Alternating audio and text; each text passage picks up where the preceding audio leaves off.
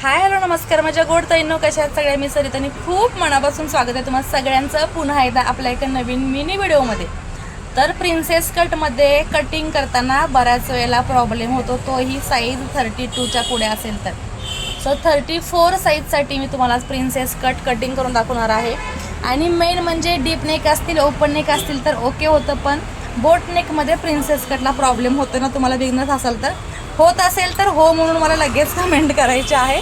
आणि त्यानंतर तुम्हाला हे सांगितलेल्या टिप्स काही युजफुल असतील तर मग त्या हिशोबाने तुम्ही कमेंट करू शकता. सो आता प्रिन्सेस कटमध्ये 34 साईज बोट नेक कटिंग मी तुम्हाला केलेलं आहे, सांगते कसं केलेलं आहे विथ टिप्स. हा आहे आपला बॅक पार्ट बोट नेकसाठी. आता इथे तुम्हाला फोर्टक्स असो, प्रिन्सेस असो, कटोरी असो, कटोरीमध्ये शक्यतो बोट नेक शिवत नाही, तर खूप कमी आहे शिवण्याचं प्रमाण आपल्याकडे. तरी क्लायंट खूपच म्हणजे नाहीतच म्हणा तुम्ही कटोरीमध्ये बोटनेकसाठी. तर हा बोटनेकमध्ये प्रिन्सेस असो किंवा बोटनेक असो, बॅक तुम्हाला ॲज इट इज करायचे आहे. 34 साईजसाठी 7.5 अर्धा शोल्डर घेतलेला आहे, 7 इंच मुंडा घेतलेला आहे. आणि त्यानंतर तुमची जी काय हाईट असेल त्याच्यामध्ये 1 इंच वाढवायचं आहे मार्जिनसाठी. 5 इंचावरती टक्स दिलेले आहे आणि इकडे तुम्हाला 2 इंचाचं मार्जिन दिलेलं आहे. इथे आर्म होलला 1 इंचाची गोलाई दिलेली आहे. 3.5 इंच ते 4.5 इंच, 3.5 इंचावरती एक मार्किंग आहे, 4.5 इंचावरती मार्किंग आहे. तुम्हाला जसा गळा रिक्वायरमेंट आहे क्लायंटची त्या हिशोबाने रुंद ठेवू शकता. मी 4.5 इंच ठेवलेले आहे.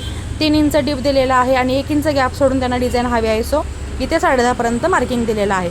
आता हा झाला बॅक पार्ट. फ्रंट पार्टसाठी काय करायचं आहे, बॅक पार्टपेक्षा पुन्हा 1 इंच इकडे 1 इंच वाढवलेला आहे. हा साईडला करते पल्ला म्हणजे तुमच्या हे लक्षात येईल. हा आहे 34 साईजचा princess cut. As it is तुमची शोल्डर आहे, त्याला आपण फ्रंट आर्महोलला इथे शेप दिलेला आहे, मार्किंग केलेलं आहे. त्यानंतर गळ्याची रुंदी तुम्हाला ॲज इट इज घ्यायची आहे. नॉच मारलेला आहे त्याच्यामुळे मागे पुढे सेम गळा होतो.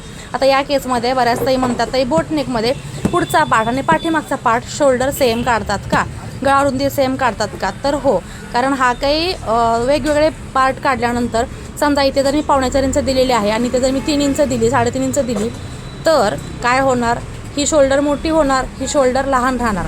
सो तुमचा गळा पाठीमागचा आणि पुढचा ओपन नेकमध्ये बोट नेकमध्ये सेम गळा रुंदी असते, हे लक्षात तुमच्या आलं. त्यानंतर 6.5 इंचाचा गळा आहे, इथे 6.5 इंचावरती चौकोन केलेला आहे. इथे जेवढी रुंदी आहे त्याच्यापेक्षा 5 इंच कमी घेऊन इथे रुंदी काढलेली आहे. सेम घेतला तरी चालेल. आणि गळ्याचा आकार दिलेला आहे इथे 6 इंचावरती ते 1.5 इंचावरती. त्यानंतर ह्याचा ॲपेक्स पॉईंट काढलेला आहे 11 इंचावरती. इथून सेंटर घेतलेला आहे, इथे आपल्याला 4.25 इंच घ्यायचा आहे. सरळ रेष ओढलेले आहे आणि इकडे कर्व दिलेला आहे आर्महोलच्या सेंटरला, जो आपला इथे सेंटर आहे त्याच्या सेंटरला हा कर्व प्रिन्सेस कटचा दिलेला आहे. इथे हा 2 इंचाचा पार्ट केलेला आहे रुंदी टक्ससाठी. इथे 2.5 इंचाचं सरळ रेष ओढल्यानंतर हा शेप घेतलेला आहे.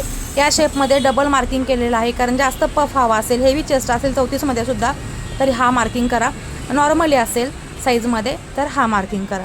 सो हे तुमच्या लक्षात आलं. त्यानंतर हे आपलं मार्जिनचा पार्ट आहे आणि ह्या टक्समुळे आपलं मार्जिन कमी होतं, त्यामुळे इकडे मी 1.5 इंच आणि ते अर्धा इंच मार्जिन दिलेलं आहे.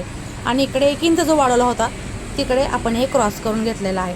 तर हे कटिंग तुम्हालाही करायचं आहे आणि याच्यामध्ये ब्लाऊज तुम्हाला परफेक्ट बसणार आहेच. सो असेच व्हिडिओज पाहण्यासाठी तुम्हाला इंस्टाग्राम आणि फेसबुकला फॉलो करायचं आहे. यूट्यूबवरती लॉंग व्हिडिओ पाहण्यासाठी मात्र तुम्हाला यूट्यूबला सबस्क्राईब करावं लागेल, तेही निःशुल्क आहे, फ्रीमध्ये.